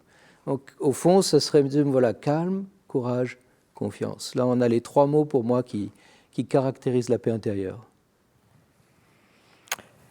Est-ce que ce psaume vous fait vivre? C'est une question un peu idiote, parce qu'on sent bien en vous écoutant qu'il vous fait vivre, mais est-ce que vous auriez justement une anecdote à nous raconter où vous étiez au fond du pétrin et cette lecture vous a aidé? Il y a peut-être il y a un pasteur protestant que j'aime beaucoup, Rick Warren, qui a fait une conférence qui s'intitule, c'est le titre qui m'a attiré, elle est excellente cette conférence, ça s'appelle en anglais From Stress to Blessed, donc de stressé à béni, mais en anglais il y a un jeu de mots. Oui. Et justement, il regardait le psaume 22 en disant, voilà, aujourd'hui on est par exemple, on ne sait plus se reposer, alors il me fait reposer. Et puis aujourd'hui, on a des choix multiples, mais heureusement, il me guide. Et puis il reprenait comme ça chaque parole du psaume par rapport à des angoisses du monde contemporain. Le fait qu'on est dans un monde avec des choix multiples, on est dans un monde de stress. Et quand j'ai écouté cette conférence, ça fait un peu tilt. Je me suis dit, ah bah oui. Mais ça vous est arrivé un jour d'être au pied du mur et d'ouvrir votre Bible, enfin vous le connaissez par cœur, de le lire et d'être réconforté totalement? Ah oui, oui. Et je continue de le travailler. J'avoue que quand je fais oraison, tous les jours on fait oraison, c'est-à-dire qu'on prend du temps pour prier, voilà, comme tout prêtre, comme tout religieux, tous les jours. Très souvent, je continue de le redire. Quel conseil vous donnez à des gens qui nous regarderaient, qui ne sont pas familiers, qui n'ont pas forcément le temps de faire oraison, pas forcément familiers de la prière ou de la prière intérieure? Quel conseil vous leur donneriez pour accéder à cette paix intérieure? Parce que tout le monde en rêve de cette paix intérieure. Comme je disais, il a carrément, c'est un peu un anxiolytique ce psaume. Moi, je conseillerais de l'apprendre par cœur. C'est ce que faisaient les premiers chrétiens. Les premiers chrétiens, au moment... Ce psaume-là? Oui, les premiers baptisés. Comme il a quelque chose d'un peu comme les sacrements, ça commence aux eaux tranquilles. On baptisait le chrétien. Et puis ensuite, il allait vers l'autel. Et là, tu prépares une table pour moi. Et ensuite, tu oins ma tête d'huile. Il recevait donc l'onction. Il recevait la confirmation. Et après, tu prépares une table. Donc, c'était l'Eucharistie. Et pendant ce temps-là, il récitait. Il chantait le psaume 22. Donc c'est pas sorcier, c'est pas sorcier, c'est pas un bon mot. Il y a 6 petits versets. C'est pas compliqué. Non, il y a 6 petits versets, c'est quand même facile à apprendre. Et une fois qu'on le sait, de le réciter a un effet apaisant.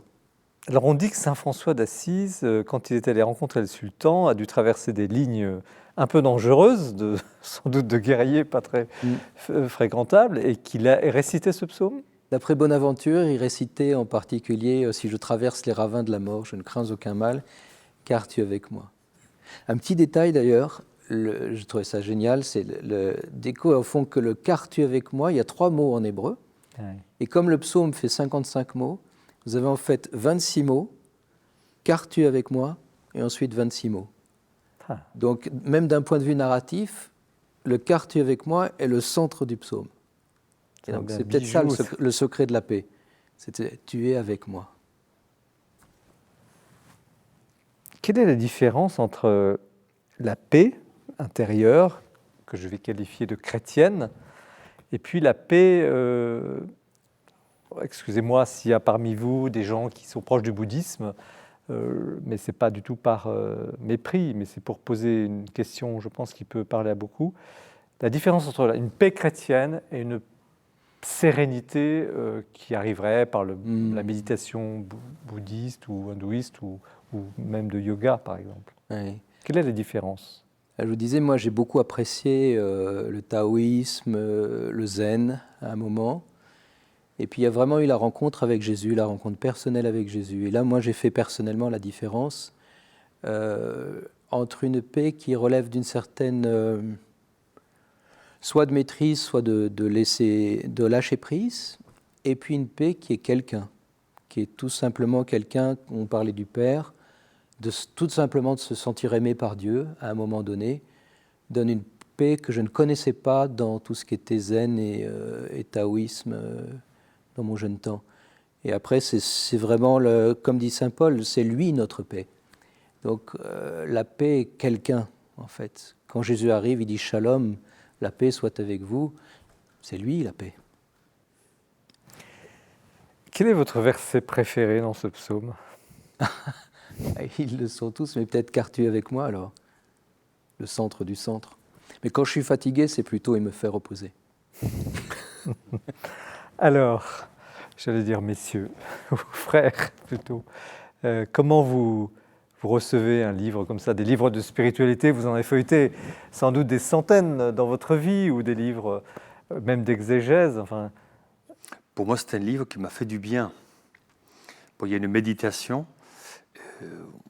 Le psaume, on l'a étudié, on le connaît, on le récite et on le chante dans les ordinations, mariages et autres. Mais là, on plonge vraiment dans la vérité. C'est une prière. Et moi, ça m'a fait du bien. Et moi, je trouvais fort intéressant faire le lien entre la paix et l'amour. Voilà, la paix et l'amour. Donc ce n'est pas une paix qui est absence de tension, mais on est rassuré. Et moi je trouve que dans une période, une époque comme la nôtre, où il y a la peur ancestrale de l'abandon, chez beaucoup de nos contemporains, prier ce psaume, il est avec nous, il est mon berger, il y a un lien, il y a une rencontre, vous le soulignez avec le possessif. Moi je trouve que c'est remarquable, parce que ça va rassurer et ça va créer de nouvelles relations entre certaines personnes qui sont un peu perdues et le Seigneur, le berger. Dieu n'est pas indifférent, Dieu n'est pas passif, Dieu veille sur nous et ça c'est merveilleux. Père ? Enfin, moi j'ai beaucoup aimé le livre aussi, beaucoup. Je dirais d'abord parce que ce thème de la paix, ça me paraît essentiel. Aujourd'hui, il y a tellement d'inquiétudes, d'agitation, de peur, et je dirais proposer des chemins qui conduisent vers la paix, c'est peut-être une des urgences au plan spirituel dans le monde d'aujourd'hui, parce que c'est aussi quand on est dans la paix qu'on devient libre, qu'on peut aimer, qu'on peut faire de belles choses, qu'on y voit clair dans nos choix. Donc, et puis alors prendre ce psaume du bon pasteur un petit peu comme itinéraire, comme chemin pour comprendre qu'est-ce que c'est que cette paix, quelle est sa source, comment un petit peu y arriver. Je trouve que c'est une très très très bonne idée, parce que c'est vrai que c'est un psaume qui est très apaisant. Ça, moi je l'ai beaucoup expérimenté. Puis aussi, je me rappelle quand je faisais des missions paroissiales en Italie, d'avoir rencontré une femme une fois qui était très seule, qui souffrait beaucoup de dépression, une jeune femme, puis qui n'était pas comprise par sa famille, qui m'a dit « Père, je vis un moment terrible, je ne suis pas comprise, mais je me dis tous les jours, le Seigneur est mon berger, je ne manque de rien. » Et c'est ça qui me fait tenir. Et c'est ça qui l'a fait tenir dans sa dépression, c'est ce psaume. Et je pense que c'est un psaume qui a fait tenir des millions de personnes. Oui. Et donc c'est vrai que les paroles de ce psaume ont une grâce tout à fait particulière pour nous apaiser. Moi, je dirais peut-être, pour résumer, que c'est un psaume qui nous met dans les bras du bon Dieu.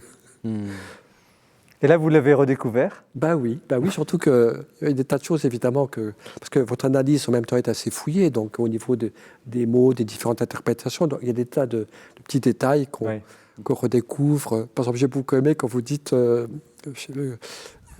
non seulement qu'il nous accompagne, mais qu'il nous poursuit, enfin, Dieu nous poursuit de son amour, et puis d'autres choses. Donc il y a une richesse quand même aussi de contenu dans le psaume qui est très belle et intéressante. Et puis je pense qu'effectivement, il propose un très très beau chemin de contact avec Dieu, d'abandon, de confiance, de se remettre entre les mains de Dieu, comme on se remet, pauvre petite brebis, chétive, blessée, qui se remet entre les bras du bon pasteur. Moi je trouve que c'est tout à fait un chemin vraiment très juste, très authentique. C'est la parole de Dieu, c'est pas des inventions humaines, et tout à fait approprié pour les besoins des personnes d'aujourd'hui. Donc moi, je conseillerais vivement. Alors, bon, tout ça est beau et merci de partager cela, mais est-ce qu'il n'y a pas une part de fuite dans cette recherche de la paix dans un monde justement, vous dites, très agité, à choix multiples, violent, vous l'avez dit tout à l'heure. Est-ce que cette retraite du chrétien et la recherche de cette paix n'est pas une fuite quelque part? Elle peut l'être parfois, ça c'est la caricature. La caricature serait alors le fait de se retirer en soi-même pour ne pas souffrir, et du coup on ne s'engage plus. Mais je pense que dans ce psaume, on a par exemple justement, la première partie du psaume pourrait donner cette impression, il me fait reposer, il me mène vers des eaux tranquilles, mais tout de suite après, on sort de la zone de confort et il me conduit par les chemins de justice. Et donc en fait, on pourrait traduire comme ça aussi, il me conduit par les chemins de la justice, et en fait, pour être un artisan de paix, il faut déjà être un assoiffé de justice. On rejoint les béatitudes de tout à l'heure. Ouais. Enfin, moi, ce que je dirais aussi, c'est qu'effectivement, il peut y avoir une recherche un peu de calme, de tranquillité, qui peut être un peu égoïste. Et qui est légitime toutefois. Qui est légitime, oui. Mais je pense que ce qui est très beau, c'est de comprendre aussi que cet accueil de la paix de Dieu, parce que c'est une paix qui vient de Dieu, mais cet accueil de la paix de Dieu, puis ces chemins qui nous permettent justement de nous abandonner entre ses mains, c'est aussi ça qui va nous rendre plus forts et plus courageux pour être au service de nos frères. Parce que je crois que dans cette recherche de la paix, il n'y a pas simplement une recherche de tranquillité, mais aussi cette prise de conscience que quand nous accueillons cette paix, quand nous tendons vers la paix autant que possible, eh bien, nous sommes aussi plus ouverts à l'action de l'Esprit Saint, plus attentifs aux autres. Oui, par exemple, aujourd'hui, très souvent, on est indifférents les uns aux autres parce que c'est le stress qui règne. Mais quand le cœur est paisible, abandonné, eh bien, on est bien plus attentif au prochain, on est plus à l'écoute de la parole de Dieu, on est plus à l'écoute de nos frères et sœurs. Donc, quelque part, cette paix, et d'ailleurs, ça doit être un critère de discernement, est-ce que cette paix est au service de la charité ? Est-ce qu'elle est au service de la générosité? Alors, si elle n'est pas, évidemment, c'est une fausse paix. Mais je crois que cette véritable paix qui est bien décrite, c'est une paix qui est au service de l'amour, au service de l'attention à l'autre, au service de la générosité. Donc, Père François? Il me semble que la recherche de la paix est un besoin naturel et spirituel. Nous l'avons dit tout à l'heure, nous vivons dans un monde, vous le dites aussi dans le livre, il y a beaucoup d'anxiété, beaucoup de tensions, beaucoup de crispations. Alors le fait d'aspirer à la paix nous donne la possibilité de nous dire, voilà, on va refaire les forces. Ce qu'on disait un peu tout à l'heure, on va refaire les forces, on va trouver cette sérénité, parce qu'après la vie continue. Parfois dans les combats de la vie, on les éplume. Donc il est important de retrouver la force et la joie, vous parlez aussi de la joie, pour continuer le chemin. Et donc je trouve qu'il est tout à fait légitime, c'est une belle aspiration de chercher et de trouver la paix. Il a trouvé un Dieu. Pourquoi Dieu ne nous donne pas cette paix instantanément?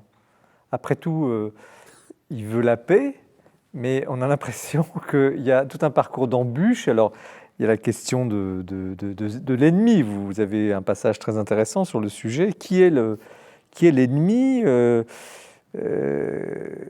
Au fond, certes, il y a une grande sérénité, mais il y a un vrai combat spirituel.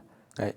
c'est chèrement payé, elle est chèrement payée cette paix. Alors, qu'est-ce qui se passe? Pourquoi finalement il y a un programme? Expliquez-nous. Bah, il peut arriver que tout d'un coup, ils nous mettent comme ça, clac, dans une paix, on ne sait pas pourquoi, même au milieu des pires ennuis, ça peut arriver. Mais c'est de l'ordre quasiment miraculeux. Mais la première fois dans la Bible où il y a le mot Yahweh, comme on dit, ou Dieu, qui est associé au mot paix, c'est quand il apparaît à Gédéon, dans les pires circonstances. Il dit à Gédéon, « Oh, vaillant guerrier !» Il dit, oh, « Tu permets... c'est un passage où Gédéon lui-même dit à Dieu, « Attends, si je suis vaillant guerrier, voyons la situation, ça ne va pas du tout, rien ne va. » Et puis, il lui dit qu'il va se battre, et il n'a pas du tout envie, évidemment. Et puis, tout d'un coup, on a l'impression qu'il lui donne une paix incroyable, et là, il bâtit un autel, et il dit un autel au Dieu de la paix. On a l'impression que d'un coup, il est mis dans la paix, dans la certitude que Dieu est avec lui, donc ça va aller. Cela dit, ça arrive de temps en temps, de façon charismatique. Habituellement, c'est vrai que c'est dans un combat cruel et de longue haleine, où on gagne des centimètres sur son anxiété, des centimètres sur son angoisse, parce que ici-bas, on est dans un progrès constant. Et ça, je pense que c'est de l'ordre de la pédagogie. On demandera au bon Dieu pourquoi il a fait les choses comme ça au ciel, mais sa pédagogie, il veut qu'on coopère. Oui. Au lieu de nous traiter comme des enfants qui reçoivent tout, il veut qu'on coopère comme des gens qui coopèrent avec Dieu, ce qui quelque part est... On parlait du père, puis, quelque part. Si une maman, à la limite, pour avoir la tendance, pour le tout petit, on lui donne tout, puis après, le père, il lui dit « Allez, maintenant, à toi ». Oui, puis je crois aussi, parfois, il y a des moments où Dieu désirerait nous donner la paix, mais c'est nous qui ne l'accueillons pas.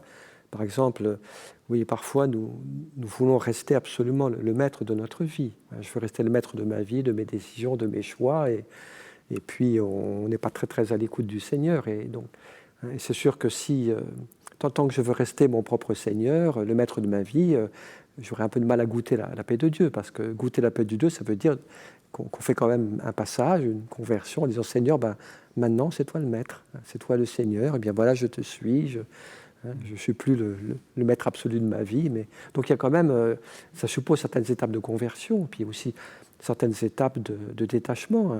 Si je veux absolument ceci, cela, que telle chose se réalise, et puis que j'impose ma volonté à tout le monde, y compris à Dieu, j'aurais un peu de mal à goûter sa paix. Ça suppose un abandon. Père, frère. J'aimerais bien avoir un bouton où on arrête les difficultés, les problèmes, c'est bon, on commence la paix. Mais la paix est parfaite, on l'aura au paradis, donc il faut être patient. Et en même temps, moi je me dis, il est important de trouver ces moments précieux. Vous le dites aussi, vous citez Saint Jean, quand les disciples sont là dans la peur, enfermés, hermétiques, peur de tout le monde. Et là, Jésus donne la paix, transmet la paix. Et moi, je pense à la puissance, par exemple, de la communion. Quand on vit l'Eucharistie, quand on reçoit la communion, c'est un Dieu qui nous visite au plus profond de nous-mêmes. Là, peut-être où nous sommes vulnérables, fragiles, et il nous dit « Je suis là ». Et donc, cette présence nous donne la force de continuer le chemin. Et si Dieu nous touche, il nous pacifie. Et si nous sommes pacifiés à l'intérieur, nous devenons pacifiques. Est-ce qu'il y a des gens qui seraient plus guidés que d'autres sur ce chemin? On a l'impression que, vous nous faites partager ça, et merci, mais il y a des gens qui n'accèdent pas à ce chemin et à cette paix. Est-ce qu'il y aurait une injustice de la grâce divine?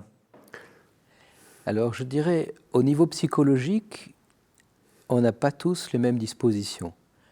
Il y a des gens qui ont un tempérament heureux, il y a des gens qui sont des anxieux. Et là, on hérite, il y a une part d'atavisme. C'est vrai qu'au niveau psychologique, certains auront à se battre plus ou moins avec un caractère anxieux, colérique, inquiet. Mais au niveau surnaturel, on est à un autre niveau, puisque la paix est un effet de l'amour et de l'amour de charité. Les degrés de paix différentes vont se faire en fonction des degrés de charité, en fait. C'est pour ça que les plus grands saints, une petite Thérèse a certainement un tempérament anxieux, névrotique au point de départ, et n'empêche qu'au niveau de la paix qu'elle a reçue d'en haut, là, elle est certainement un sommet de la paix intérieure. Donc c'est accessible à tous. De ce point de vue-là, oui. Alors ma dernière question, parce que malheureusement l'heure tourne, et merci encore d'être avec nous, bien entendu, et je la pose à chacun de vous. On a touché ce sujet, mais on ne l'a pas évoqué explicitement, et vous venez de prononcer le mot de sainteté. Ça paraît tellement inaccessible, hors du monde, et à travers finalement vos 3 ouvrages, il y a quelque chose de la sainteté, mais j'aimerais que vous puissiez nous dire, nous traduire ce que c'est que cette sainteté. On perçoit dans ce que vous dites sur le repos en Dieu, arriver à une certaine harmonie avec soi, avec Dieu, avec les autres. Bon, est-ce que c'est ça la sainteté? Qu'est-ce que vous pourriez nous dire? Ça sera les derniers mots de cette émission magnifique sur les prêtres, et merci aussi du témoignage que vous donnez de prêtres épanouis. Paix intérieure et sainteté, qui commence. La paix, ça peut être un chemin vers la sainteté, parce que c'est un chemin d'ouverture à la grâce, l'abandon, la confiance. Mais moi, je crois que le problème, c'est que souvent, on se fait une très fausse image de la sainteté, hein, comme d'une perfection absolue, être une personne infaillible, qui réussit tout, qui dérape jamais. Ça n'a rien à voir avec la sainteté chrétienne. La sainteté chrétienne, c'est s'abandonner avec confiance entre les mains de Dieu, me savoir, me croire aimé tel que je suis, et puis cet amour que j'accueille de Dieu gratuitement, bien le donner gratuitement autour de moi. Et donc je crois que le chemin vers la sainteté, c'est surtout un chemin d'abandon, de confiance, de foi, d'ouverture à Dieu, d'espérance.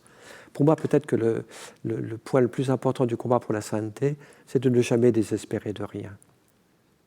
On peut très vite désespérer de soi, désespérer des autres.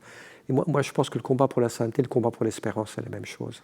Mais garder l'espérance, que Dieu est fidèle, que Dieu me sauvera, que Dieu pourra me faire grandir, garder l'espérance pour les autres, pour l'Église. Et pour moi, c'est peut-être aujourd'hui la forme la plus précise et la plus importante de sainteté aujourd'hui, c'est de maintenir vivante la flamme de l'espérance. Parce que là où il y a l'espérance, il y a la vie. Là où il y a l'espérance, Dieu agit, Dieu travaille. Donc c'est peut-être ça aujourd'hui le point focal sur lequel j'insisterai. C'est peut-être autre chose à une autre époque. Père François. En fait, je pense qu'on aspire tous à la sainteté. Et en même temps, je pense que la sainteté, on la vit. Il est vrai, comme vous disiez, que parfois on a vu une perfection morale, spirituelle, un peu lointaine. Et finalement, l'aspiration, c'est faire, en tout cas, je pense, la vraie aspiration de faire la volonté de Dieu. Et on fait la volonté de Dieu quand on aime. Et moi, je pense qu'aujourd'hui, on a besoin d'aimer, d'être aimé. Et moi, je pense qu'on vit la sainteté quand on est capable d'incarner cet amour qu'on a en nous, que Dieu nous a donné, cet amour que Dieu est. Donc nous, on aime, on offre notre amour, et on voit chez les autres aussi l'amour de Dieu. Et donc, moi, je pense que quand on aime, et on essaye d'offrir ce qu'on a de meilleur, et on essaie de voir chez les autres ce qu'ils ont de meilleur, on est sur la voie de la sainteté. Frère Thomas Joachim, vous avez le dernier mot sur ce sujet. Eh bien, vous avez un chapitre qui s'appelle La bénédiction du Père. Je me demande si au fond, c'est pas de se laisser bénir par le Père. C'est lui qui est saint. Et de dire, mais bénis-moi, Père. Merci. Merci vraiment à tous les trois de cette soirée absolument magnifique qui nous porte, qui nous conduit. J'espère que vous avez vécu la même chose que moi sur ce plateau, être touché par ces auteurs, ces livres qui nous mènent sur le chemin de Pâques. Merci, frère Thomas Joachim. Entrer dans la paix intérieure. Méditation sur le psaume du bon pasteur chez EDB. Merci, Père Jacques-Philippe. La paternité spirituelle du prêtre, un trésor dans des vases d'argile chez EDB également. Et merci, frère François Bustillo, la vocation du prêtre face aux crises, la fidélité créatrice, c'est chez Nouvelle Cité. 3 livres puissants, intenses, intérieurs. Bref, le programme peut-être pour ceux qui le désirent de ce carême. Je vous souhaite une très belle soirée. Je vous remercie encore de votre attention, de votre fidélité. Vous retrouvez l'émission sur le site de KTO, du Jour du Seigneur et de la Procure. Nous nous retrouvons dans un mois pour une nouvelle émission de l'Esprit des Lettres. Au revoir.